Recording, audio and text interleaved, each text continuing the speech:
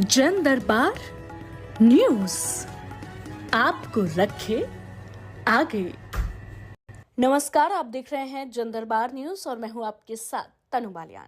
Bulletin की शुरुआत करेंगे इस वक्त की बड़ी खबर से। आपको बता दें, दिल्ली से बड़ी खबर सामने आ रही है, जहां भाजपा के राष्ट्रीय अध्यक्ष और केंद्रीय मंत्री जेपी नड्डा ने एकता शपथ कार्यक्रम में हिस्सा लिया है। उन्होंने कहा है, हम आज सरदार वल्लभ भाई पटेल जी का 150वां जन्म जयंती मना रहे हैं। 31 अक्टूबर को उनकी जन्म जयंती है, लेकिन कल दिवाली होने की वजह से हम एक दिन पहले उन्हें आज याद कर रहे हैं। उनका आज़ादी में बहुत बड़ा योगदान था।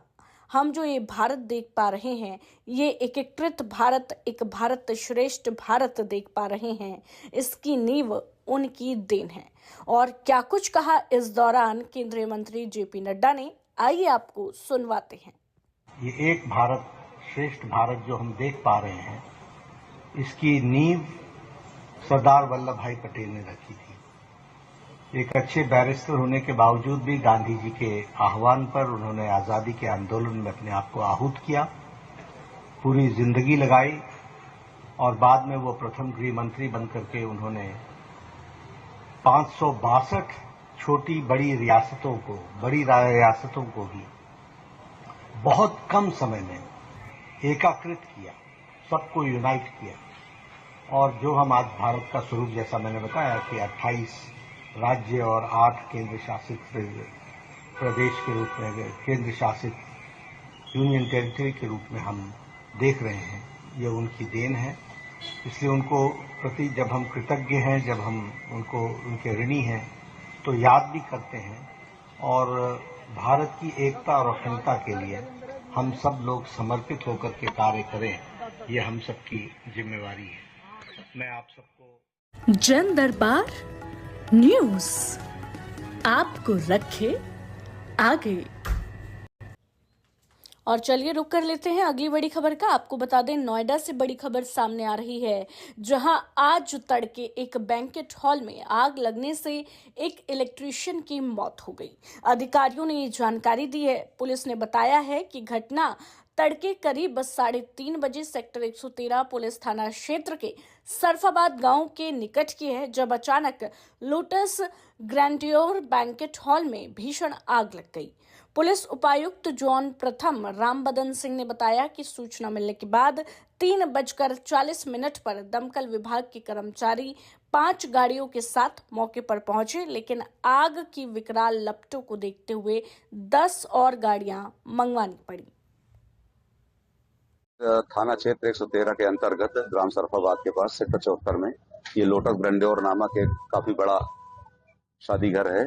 इसमें रात लगभग 3:30 बजे आग लगने की सूचना मिली थी। 10 मिनट के अंदर 3:40 पे तुरंत फायर की गाड़ियां आ गई थी। इसमें 15 गाड़ियां लगाई गई। काफी बड़ा स्ट्रक्चर है, अभी ये अंडर कंस्ट्रक्शन भी था और बुझाने में इसमें काफी टाइम लग गया। अभी पूरा रेस्क्यू ऑपरेशन चलाया जा रहा है और पता चला है अभी कि इसमें एक परविंदर नामक इलेक्ट्रीशियन था, उसकी जलने से मृत्यु हो गई है। बाकी अभी ऑपरेशन जारी है। अभी तो पा लिया गया है, लेकिन चूंकि ये पूरा लकड़ी का बना हुआ है तो कहीं कहीं पर फिर जल उठती है। हमारी फायर ब्रिगेड की गाड़ियां भी लगी हुई हैं। जन दरबार न्यूज आपको रखे आगे। मुझको और चलिए रुक कर लेते हैं अगली खबर का। आपको बता दें, नोएडा से खबर सामने आ रही है, जहां पूर्व सांसद और बाहुबली नेता डीपी यादव को जान का खतरा है। जी हां, बाहुबली नेता ने गृह मंत्रालय और योगी सरकार से सुरक्षा की मांग की है। जान माल की सुरक्षा के लिए बाहुबली नेता ने गुहार लगाई है। दिल्ली पुलिस ने हाल ही में 2 बदमाशों को गिरफ्तार किया था। पूछताछ के दौरान बदमाशों ने डीपी यादव की हत्या करने की योजना का खुलासा भी किया था।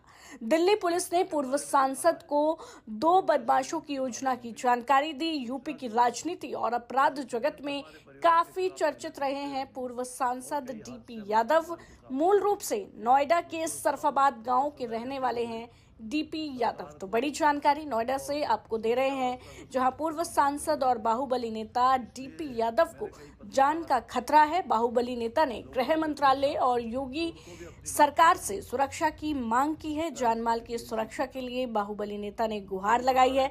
साथ ही आपको बता दें कि दिल्ली पुलिस ने हाल ही में 2 बदमाशों को गिरफ्तार भी किया था और पूछताछ के दौरान बदमाशों ने डीपी यादव की हत्या करने की योजना का खुलासा भी किया था। आपको बता दें कि यूपी की राजनीति और अपराध जगत में काफी चर्चित रहे हैं पूर्व सांसद डीपी यादव और मूल रूप से नोएडा के सरफाबाद गांव के रहने वाले हैं डीपी यादव। और क्या कुछ कहा है डीपी यादव ने अपनी जान को लेकर, ये भी आपको सुनवाते हैं। हमारे परिवार के खिलाफ मुझको परसों दिन में फोन आया था दिल्ली क्राइम ब्रांच के किसी एसीपी का, तो वो बता रहे थे कि कोई षड्यंत्र आपके खिलाफ रचा जा रहा है। उन्होंने नोएडा से कोई 2-3 लोगों को हिरासत में लिया है, जिन्होंने बयान दिया है कि हम डीपी यादव के खिलाफ षड्यंत्र बना रहे थे उन पर हमला करने की। तो मैंने इस बात को लेकर के गृह मंत्रालय, भारत सरकार और उत्तर प्रदेश सरकार के गृह सचिव को सुरक्षा के बारे में भी कहा है और उनको षड्यंत्र के बारे में भी सूचना दी है। ऐसे षड्यंत्र हमारे परिवार जन दरबार न्यूज आपको रखे आगे। और चलिए रुक कर लेते हैं अगली खबर का। आपको बता दें, दिल्ली से बड़ी खबर सामने आ रही है, जहां आम आदमी पार्टी प्रवक्ता प्रियंका कक्कड़ ने प्रेस कॉन्फ्रेंस की है। प्रेस कॉन्फ्रेंस कर प्रियंका कक्कड़ ने कहा, दिल्ली में अरविंद केजरीवाल जी ने ऐसा हेल्थ मॉडल खड़ा किया है जिसकी तारीफ कॉफी अन्नान साहब को भी करनी पड़ गई। वहीं मोदी जी ने आयुष्मान भारत योजना के नाम पर देश के आगे ऐसा स्कैम पेश किया है जिसकी जांच CAG को करनी पड़ी है, जिसमें पता चला कि कैसे मृतक और नकली मरीजों के नाम पर भाजपाई अपनी जेब भर रहे थे। और क्या कुछ कहा है प्रियंका कक्कड़ ने प्रेस कॉन्फ्रेंस कर, ये भी आपको सुनवाते हैं। ये स्कैम एक बहुत ही इलैबोरेट स्कैम है, आयुष्मान भारत स्कैम। इसमें लगभग 26,000 अस्पतालों को इम्पैनल किया गया है, जिसमें से करीब 7,000 हॉस्पिटल्स सिर्फ पेपर पे हैं। 4,000 हॉस्पिटल्स ऐसे हैं जिन्होंने अब तक किसी को एडमिट ही नहीं किया इस स्कैम, आयुष्मान भारत स्कैम के तहत। और तो और जिन हॉस्पिटल्स ने इसके तहत एडमिशन किए थे गरीब लोगों के, उन्होंने भी हाथ खड़े कर दिए, क्योंकि मोदी सरकार उनको उनका बकाया पैसा नहीं दे रही।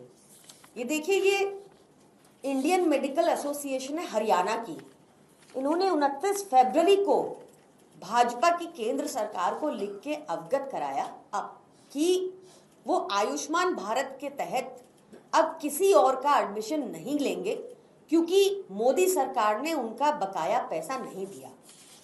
लास्ट लाइन इसमें कहती है, all pending payments must be cleared else Ayushman cards will also not be honoured from 16 March 2024।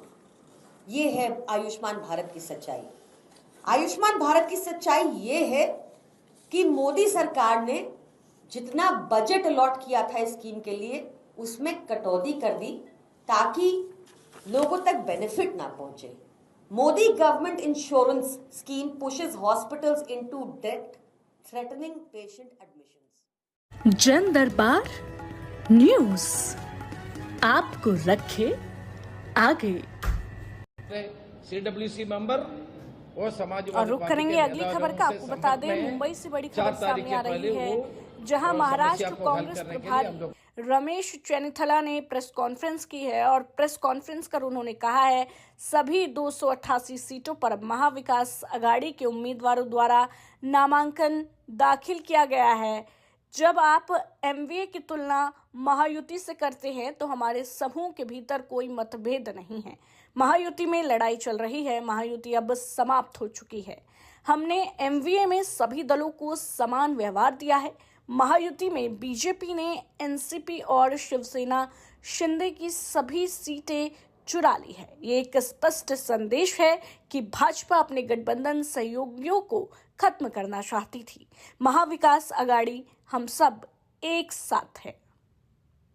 Under development सबसे ज्यादा महाराष्ट्र में हुआ है। ये शिंदे सरकार के द्वारा जो लूट हुआ है, महाराष्ट्र के एक्सचेकर का जो लूट हुआ है, इसको बदला लेने के लिए लोग तैयार हैं। उन्होंने लाडली बहन का योजना की, लेकिन उन्होंने अभी बंद है। कैसे बंद है? चुनाव आयोग के द्वारा बंद कर दिया है। इससे क्योंकि उनके पास पैसा नहीं है, उनके ट्रेजरी में पैसा नहीं है, इसलिए उन्होंने इलेक्शन कमीशन के द्वारा इसको बंद कर दिया है। हमारे महाराष्ट्र का महिलाओं को एक पैसा भी नहीं मिलेगा। ये सब छूट था, चुनाव के लिए था। और महायुति के नेता लोग चुनाव डिक्लेरेशन के पहले बहुत सारे डिसीजंस किया कैबिनेट में, एक भी डिसीजन इंप्लीमेंट नहीं हो सकते हैं। एक भी डिसीजन इंप्लीमेंट नहीं किया है। ये चुनाव के लिए है, लोगों को भड़काने का काम है, लोगों को समझ के आए हैं। इसलिए मैं आपके द्वारा महाराष्ट्र के जनता से ये अपील करता हूं, महाविकास आघाड़ी डिसिप्लिन के साथ चुनाव लड़ रहे हैं। जनता के आकांक्षा और प्रतीक्षाओं को, सपनों को साकार करने के लिए हमको वोट देना चाहिए और हमको आशीर्वाद देना चाहिए। मैं अभी एक